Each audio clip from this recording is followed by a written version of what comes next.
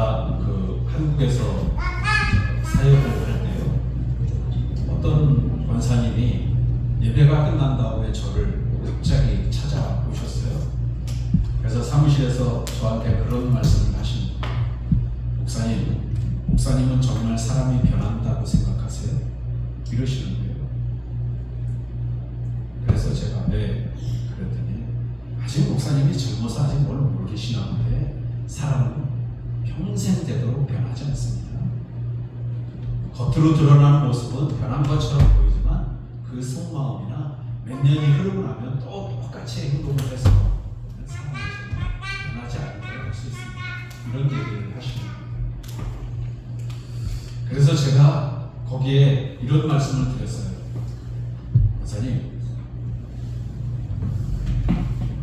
변하지 않는다고 사람이 변하지 않는다고 그러셨는데, 저는 저를 봐서도 변하는 게 있다고 생각하는 사람입니다. 이렇게 말씀을 드렸더니 그 권사님이 그 다음은 말을 못 이어가세요. 제가 양해를 좀 구할 게, 설교를 하다 보면 제 얘기를 참 많이 해요.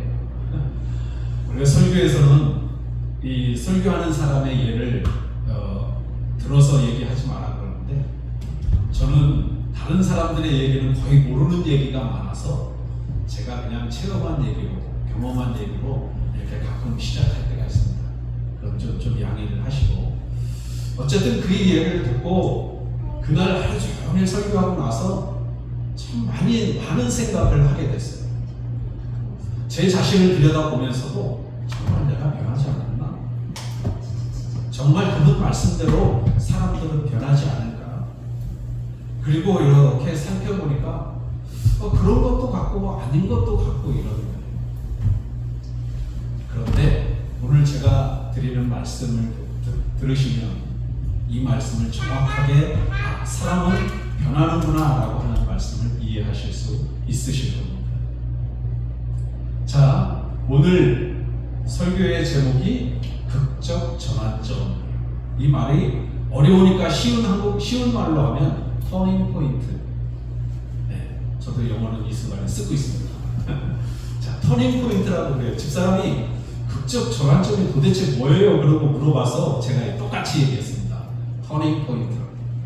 어떤 계기가 주어지고 무엇이 주어지면 그 안에서 사람이 이전에 살았던 것과 다르게 완전히 달라진 삶을 살게 되는 것. 이것을 극적인 전환점이라고 하고 터닝 포인트라고 말해요.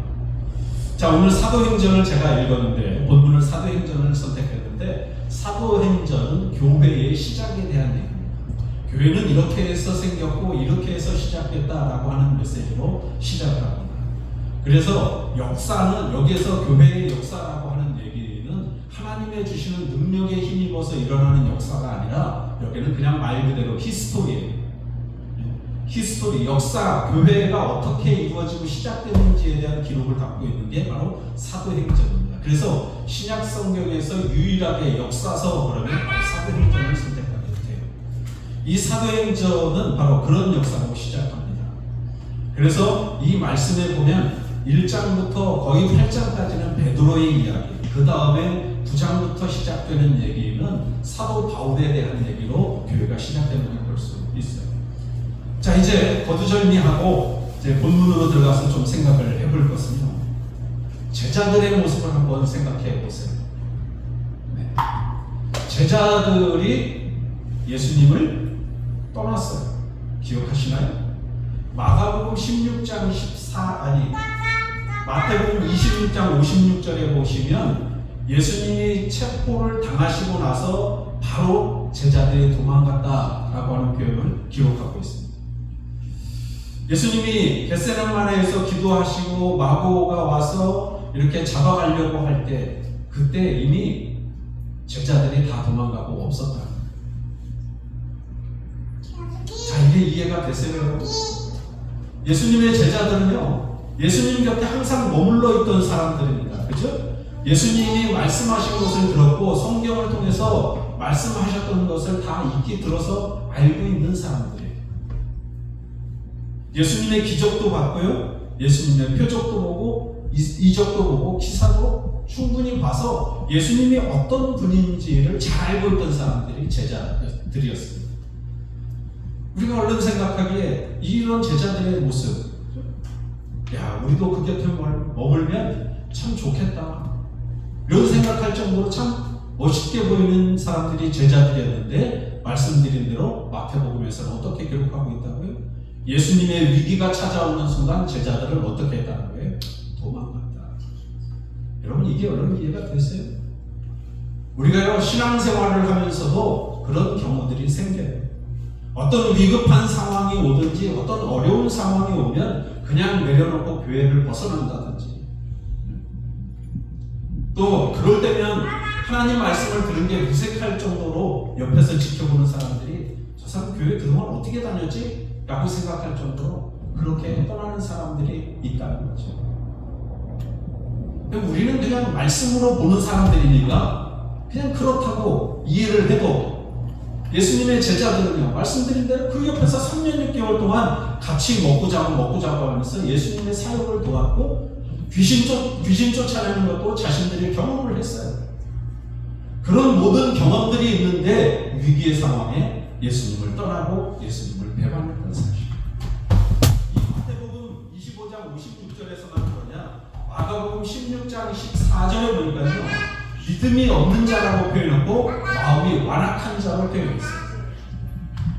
그러니까 제자들의 모습은 어떤 모습이었다고요? 겉으로 보기에 믿음이 있는 것처럼 보였지만 믿음이 없는 모습의 사람들이 가까웠다는 거예요. 마음속은요, 그에 반해 똑같이 마음이 완악했었다. 예수님이 그렇게 말씀하고 계신 것을 보게 돼요. 여러분, 베드로의 모습만 보죠. 베드로가 어부였습니다. 그리고 예수님이 부르셔서 마태복음 16장에서는 뭐라고까지 고백해요? 주는 그리스도시고 살아계신 하나님의 아들이십니다 라고 고백할 정도의 예수님에게 칭찬을 받고, 교회의 믿음의 고백 위에 교회를 세우겠다, 이런 칭찬을 받을 정도까지 믿음의 분량이 이르렀습니다. 그런 베드로가 예수님이 잡히실 무렵에 마고가 쫓아와서 예수님을 잡으려고 하니까 흥분해가지고 칼로 귀를 떨어뜨렸어요. 그래서 예수님이 그 길을 걸어주시면서 칼을 사용하는 자는 칼로 망하게 된다 라고 하시면서 그걸 사용하지 못하게 돼요. 그리고 예수님이 끌려가시면서 제자들은 다 도망가고 없었어요. 그리고 빌라도 법정에서 예수님이 신문 받으실 때, 재판 받으실 때 유일하게 베드로만 그 앞에 앉아서 예수님의 신문 당하는 모습을 지켜보고 있던 사람입니다. 여기까지는 그래도 괜찮았어요. 그런데 이후에 어떤 일이 벌어지나요? 옆에서 어떤 여종이 이 사람도 저 사람하고 같이 있었는데, 이런 얘기를 하니까 아니야, 나 저 사람 몰라. 그러면서 도망을 가죠. 도망가는 길목에서 또다시 어떤 사람이 묻습니다. 이 사람 저 사람하고 같이 있던 사람 맞아? 두 번 부인하고 세 번째도 동일하게 극구 부인하면서 자신은 아니라고 얘기합니다. 그리고 예수님의 주변에서 모든 사람들이, 제자들이 사라지는 것을 보게 되죠. 그런데 여자분들이 참 대단해요. 한국에도 성도들 중에 남자들보다 여성도들이 훨씬 더 많잖아요. 예수님이 십자가에 못 박혔을 때, 그 전에 예수님이 빌라도 법정에서 신문 받고 재판 받으실 때 마리아, 요한나, 막달라 마리아, 이 세 사람은 예수님 곁을 떠나지 않고 꾸준히 지켜보고 있었어요. 신문 받을 때만 그랬을까요? 아니요. 십자가 밑에서도 예수님이 돌아가시는 모습을 보면서 그 밑에서 그 예수님을 지켜보는 사람들이 이 세 사람이었습니다. 뿐만 아니라 말씀드렸던 대로 부활절에 예수님의 무덤을 찾아간 사람도 이 세 여인이었습니다. 이 중에 마리아를 통해서 예수님의 제자들이 예수님의 부활 소식을 전해듣게 되는데, 그 소식조차도 베드로와 요한은 받아들이고 인정하지를 않습니다. 자, 여기까지가 제자들의 배신하는, 예수님을 떠나는 모습에 우리가 알 수 있습니다. 자, 그리고서는 예수님이 부활하시고 나서 제자들을 찾아가십니다. 제자들이 마침 모여서 생선을 잡아서 구워서 먹고 있었어요. 그 자리에 예수님이 오셔서 야, 나 먹을 거 없냐? 그러시니까 생선을 주셔서 먹는 모습을 보고 제자들이 누구이신지를, 예수님이신 줄을 알게 되는 거죠. 자, 이 장면을 여러분, 저는 예수님이 제자들을 다시 부르신다 그래서 재콜링 이렇게 표현했어요. 리콜 그러면 자동차들 이렇게 고장났을 때 다시 가지고 가서 수리하잖아요. 그거하고 똑같은 거예요. 자, 예수님이 직접 그들을 찾아가셔서 그들을 다시금 부르십니다. 그러면서 그들에게 사명감을 부여하세요. 마태복음 28장에 보면 세상 끝날까지 내가 너희와 항상 함께하리라 말씀하시기 전에 뭐라고 말씀하시냐면 온 유대와 사마리아와 땅 끝까지 이르러 내 증인이 되리라 라고 하시는 말씀으로 그들에게 선언하십니다. 예수님이 제자들에게 이렇게 다시금 사명감을 부여하시기 위해서 다시 그들을 찾아오셨고 그들에게 이런 사명감을 주셨습니다.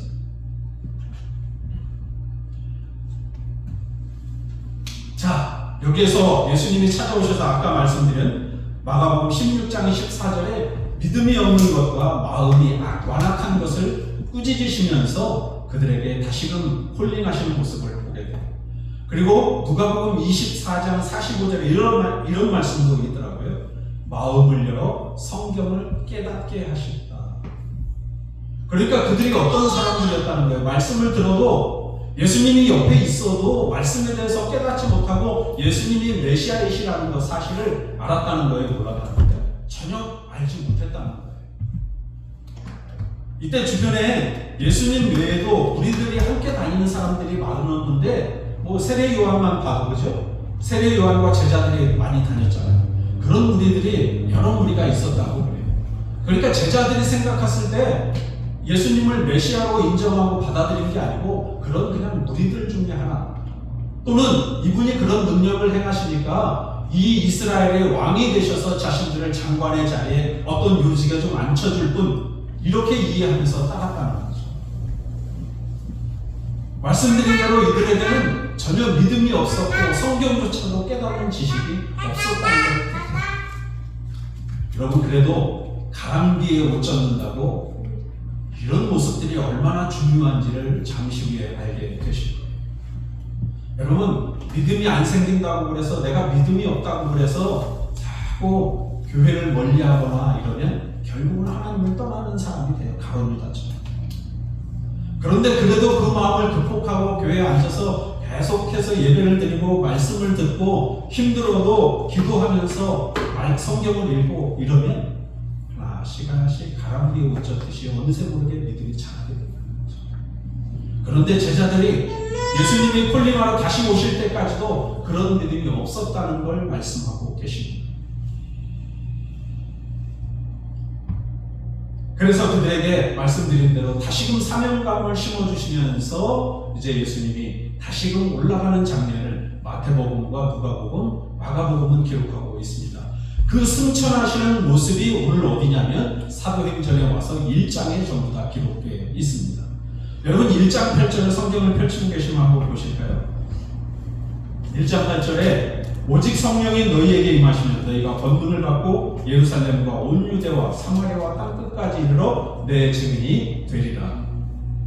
이 바로 예수님이 부활하시고 제자들이 모여서 이렇게 같이 밥 나누면서 이런저런 얘기하고 있을 때 그때 찾아오셔서 사명감으로 부어주신 말씀이 바로 오늘 이 말씀이십니다. 그러니까 마태복음의 후반부하고 사도행전의 초반부는 어떻게 됐다고요? 같은 장면, 연결되는 거라고 하는 것을 이해할 수 있죠. 자, 이래서 예수님이 이제 거기에서 그런 사명감을 제자들한테 다시 부어주시고 부여하시고 이제 예수님은 승천을 하십니다. 승천하시기 전에 예수님이 하신 말씀이 있어요. 1장 4절에 보니까 사도행전 1장 4절 후반부에 보니까 뭐라고 말씀하시냐면 아버지께서 약속하신 것을 기다려라. 예수님이 승천하시기 전에 직전에 그 무리에게 모여있는 무리들에게 뭐라고 말씀하시냐면 너희들 아버지가 약속한 게 있는데 그거 좀 기다려. 이렇게 말씀하시면서 성천을 하셨다. 그리고는 이제 이제부터가 이제 본격적으로 정말 중요한 장면이 들어가게 돼요. 자, 이들이 예수님이 승천하시는 모습을 보고 나서 그들이 함께 모여서 어떻게 해요? 기도하기 시작합니다. 예수님이 부어주신 말씀, 그걸 생각하면서 내 아버지를 기다려라, 내 아버지께서 약속하신 것을 기다려라 라고 하는 이 말씀을 붙들고 그들이 기도하기 시작합니다. 그렇게 기도한 사람이 몇 명이었냐? 120명이 마가의 다락방에서 기도했다. 근데 아무리 기도해도 예수님이 약속하신 게 와요, 안 와요? 오지 않아요. 그래서 신학자들은 말하길 그렇게 기도하던 사람들이 지쳐서 떠나간 사람들이 많다. 그리고 남아있는 사람들이 오늘 2장에서 시작하는 오순절 날까지 기도하기 시작했다 라고 하는 얘기를 합니다. 그래서 2장이 시작되는 거예요. 그리고 2장 앞부분에는 어떤 말씀이 있냐면 마띠아라고 하는 제자가 다시 12명의 제자 가운데 뽑혀요. 누구 대신요? 다른 유다 대신. 자, 이제 하나님 예수님을 떠나고 예수님이 다시 부르셔서 사명감을 부어주신 제자들이 모여서 기도하기 시작했다는 겁니다. 기도하기 시작했는데 이들이 남아있는 사람들은 얼마나 꾸준히 열심히 기도했는지 오순절까지 기도를 했다는 거예요. 이 오순절까지 기도를 하고 했다라고 하는 표현 속에 2장 1절에 보니까 이들이 어떻게 해요? 한 곳에 모였다. 흩어져서 기도한 게 아니라 한 장소에 모여서 이들이 함께 기도했다는 거예요. 여러분, 이 사실이 굉장히 중요해요. 요즘은 우리가 저만 같아도 기도한다고 교회 오기 귀찮으니까 저도 사실 집에서 많이 기도한다고 그러거든요. 여기서는 안 그러지만 제가 목사여서 다른 교회 가서 기도하기가 조금 애매한 상황들이 있을 때가 많아요. 사역을 안 하고 있습니다. 그럴 땐 집에서 기도했는데 오늘 이 말씀을 보면서도 이 말씀의 핵심을 잘 이해하게 되는 것을 봅니다. 자, 이들이 한 곳에 모였다라고 하는 것이 그 말씀이 굉장히 중요합니다. 자, 그랬더니 2장 2절입니다. 2장 2절 같이 한번 더 읽어보실까요? 성경을 가지고 계시면 같이 한번 읽어보겠습니다. 2장 2절입니다. 사도행전. 자, 예, 같이 읽겠습니다. 시작. 호련히 하늘로부터 급하고 강한 바람 같은 소리가 있어 그들이 앉은 온 집에 가득하며.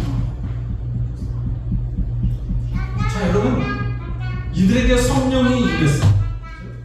자, 그런데 여기서 성령을 표현하길 뭐라고 표현했어요? 급하고 강한 바람 같은 소리다. 이렇게 성경이 말씀하세요. 자, 급하고 강한 무엇이요? 바람. 이 바람이 바로 성령을 의미해요. 성령이라고 하는 단어는 원래 성령의 이름은 보혜사신데 성령을 우리가 사람들이 표현할 때 세 가지로 표현합니다. 하나는 불로 표현하기도 하고, 그 다음에 바람으로 표현하기도 하고, 그 다음에 방언으로 표현해요. 여기서 바람이라고 하는 얘기는요, 창세기에 보면 사람을 하나님이 이렇게 만드시고 코에다가 무엇을 불어넣으셨다고 그래요? 생명을 불어넣으셨다고 하는 바람. 이 바람하고 같은 의미인 거예요. 그러니까 우리가 누구의 영을 받았다는 거예요? 하나님의 영을 받은 사람이라는 거예요. 그 하나님의 영이 사라지면 어떻게 된다는 거예요? 타락한 존재가 된다는 거죠. 그래서 성령 받는 일이 우리에게 그렇게 중요하다는 것도 여기서 알 수 있는 겁니다. 그래서 어쨌든 바로 이 급하고 강한 바람 같은 소리다라고 하는 건, 바람이라는 건 어쨌든 하나님이 주신 호흡을 의미한다. 불처럼 나타나기도 하지만 오늘 여기에 사도행전에 처음 등장하는 성령의 역사는 바로 바람으로 표현되고 있습니다. 이들이 이렇게 성령을 부여받고 나서 달라지는 모습들이 서서히 보이기 시작하는데 3절 말씀을 보니까 불의 혀처럼 달라지는 것들이 그들에게 보여 각 사람이 하나씩 임하여 있다. 사람들을 보니까 그 속에 성령이 임해서 임하고 있는 사실을 이 사람이 목격한 거예요. 그 모습을 보고 이제 성령의 역사를 바라보게 되는 겁니다. 뿐만 아니라 그들이 한 사람 한 사람씩 성령을 받고 나니까 어떻게 해요? 그들이 앉은 온 집에 가득하게 됩니다. 나만 성령을 받은 것으로 끝나는 것이 아니라 하나님은 어떻게 하셨다고요? 주변을 변화시키기 위해서 주변에도 그런 역사가 일어나도록 하셨다는 겁니다. 그러니까 나 개인이 성령 받는 일은 이런 엄청난 결과를 가져오게 되는 거죠. 자, 오늘 이 본문은 아주 짧은 구절이지만 이렇게 성령 받은 사람들의 모습으로 끝을 맺습니다. 그런데요, 이제부터가 정말 중요한 장면이라고 할 수 있습니다. 이 2장 5절 이후에 여러분 댁에 가셔서 8장까지 쭉 한번 읽어보세요. 이제 베드로라는 사람 예를 들었으니까 베드로를 예를 들어서 말씀을 드릴게요. 베드로가 이렇게 성령 받고 나서 성전에 기도하러 올라갑니다. 기도하러 올라갔을 때 성전 문 앞에 안진뱅이가 앉아 있었어요. 날 때부터 걷지 못하는 사람 안진뱅이가 있었는데 그 안진뱅이가 동전을 구할 때 베드로가 그를 향해서 기도해주고 그를 일으켜 세우는 모습을 보게 돼요. 베드로가 성령 받고 났더니 이런 사람으로 변했다. 그런데 이것보다 더 놀라운 사실은 사도행전 2장 41절에 보니까 이 베드로가 모여있는 사람들한테 설교를 하기 시작하는데 베드로의 설교를 듣고 3,000명이 회개하는 놀라운 역사가 이루어집니다. 여러분 이것이 한 번으로 끝나는 것이 아니고 4장 4절에 보면 5,000명이 또 회개한 사실에 대해서 기록하고 있습니다. 그러니까 베드로가 설교할 때마다 어떻게 됐다고요? 사람들의 마음이 작용하기 시작했고 예수를 믿는 사람이 점점 늘어나기 시작했다는 겁니다. 그리고 오늘 말씀에는 제가 찾지는 않았지만 기억나는 말씀은 이들이 성령 받고 나서 사람들이 다 칭찬받는 그리스도인이 됐다. 칭찬을 받기 시작했다라고 합니다. 사람들이 봤을 때 그 사람들을 주목해서 보기 시작했고 그 사람들이 좋은 사람이라고 하는 칭찬을 하기 시작했다. 이런 역사들이 성령 받고 나서 제자들이 경험하는 은혜입니다. 또 한 예는요, 8장에 가면 스데반이라고 하는 사람이 등장을 하는데 이 스데반은 자신이 죽음을 각오하고 순교를 각오할 정도로 복음을 전하다가 순교당하는 인물이 바로 스데반이었습니다. 자, 그리고 나서 제자들도 서서히 이제 변화된 삶을 서서히가 아니라 갑자기 변화된 삶을 시작합니다. 자, 여러분, 사람은 변한다고요? 변하지 않는다고요? 변하는 겁니다. 사람은 달라질 수 있습니다. 그런데 세상의 능력, 세상에서 내가 경험한 것 때문에 달라지는 것이 아니라 성경은 오늘 말씀하시길 성령의 역사를 통해서 사람이 바뀐다고 말씀하십니다. 믿음이 없는 사람이 성령을 받으면 믿음이 있는 사람으로 변하고 하나님에서 알지 못하고 깨닫지 못한 사람이 그저 교회를 의무적으로 형식적으로 다녔다면 그 안에 성령의 역사를 통해서 그 사람이 진정한 믿음의 사람이 됐다라고 하는 사실을 오늘 성경에서 말씀하고 있는 겁니다. 그렇다면 우리가 믿음 있는 사람이 되고 하나님의 나라에 대한 확신을 가지고 하나님이 계시다는 사실을 알려면 어떻게 해야 된다고요? 꾸준히 기도하면서 성령을 받으셔야 된다. 여러분들 모두가 그리고 저 포함해서 우리 모두가 다 이런 성령의 역사하심을 받고 귀한 은혜가 있기를 주님의 이름으로 축복합니다. 여러분 제가 기도원 가서 막 어릴 때 기도하고 이러면서요 그런 얘기를 참 많이 들어요. 자기도 교회를 다니다가 어느 순간에 교회를 하고 멀어졌다는 거예요. 그래서 자기가 사업을 했는데 사업도 막 잘 되더라는 거예요. 그런데 어느 날 되니까 사업이 갑자기 폭삭 주저앉았다 그러면서 내가 하나님의 일을 안 해서 그런 것 같다고 그러면서 기도하러 왔노라고 그런 얘기들을 들었어요. 그런 사람이 막 기도하면서 성령 체험을 하고 다시 은혜를 받고 이러니까 그 사람이 놀랍게 회복되는 모습을 보고 신학교에서 그런 사람들을 많이 또 경험하고 만나고 간증들을 많이 하는 걸 들었습니다. 여러분 우리가 세상에서 잘 사는 게 목적은 아니지만 그렇게 생각한다면 우리 안에 예수 그리스도의 능력이 있어야 되지 않을까요? 좀 더 믿음으로 세상을 바라보고 이 세상 가운데서 크리스찬인 것을 내가 드러내면서 제자들이 성령 받고 나서 칭찬을 받았던 사람들, 받았던 것과 같이 우리들이 그런 사람이 되기 위해선 노력이 필요하지 않을까요?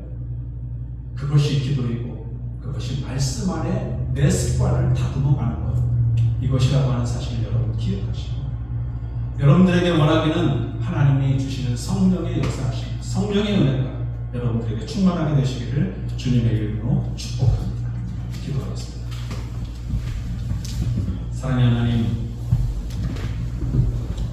예수님을 믿지 못해 따라만 다녔던 제자들이 그들을 하나님이 안타까운 마음으로 다시금 부르시고 사명을 주시면서 땅끝까지 이르러 증인이 되라고 하시는 이 명령 앞에 그들이 다시금 예수님 곁을 떠날 것인가 싶어 그들에게 성령의 역사하심을 부어주시고 그 성령을 통해 끝까지 복음을 위해서 헌신했던 흔적들을 오늘 이 말씀을 통해서 보게 하시니 감사합니다. 하나님, 원하기는 우리에게도 성령을 부어주시고 성령으로 충만케 하여 주셔서 믿음이 더욱 자라게 하시고 하나님을 깨달아가는데 기쁨을 얻는 사람들 되도록 주님 인도해 주옵소서. 예수님의 이름으로 기도드립니다.